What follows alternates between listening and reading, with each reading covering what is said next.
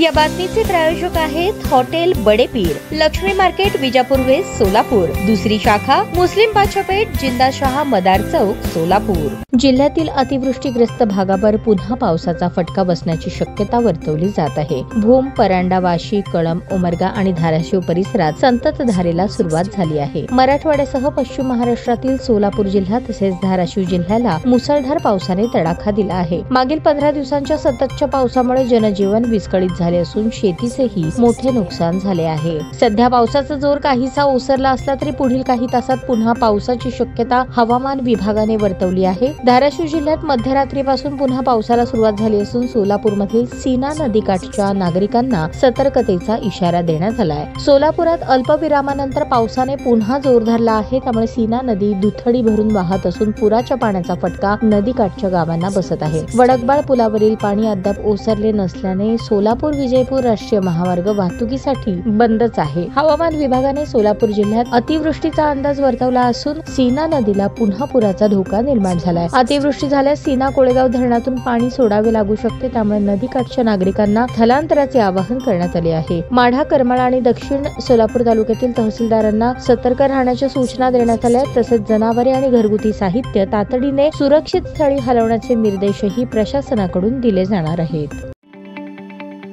ताज्या बातम्या पाहण्यासाठी प्राईम महाराष्ट्र न्यूज चॅनलला सबस्क्राईब करा।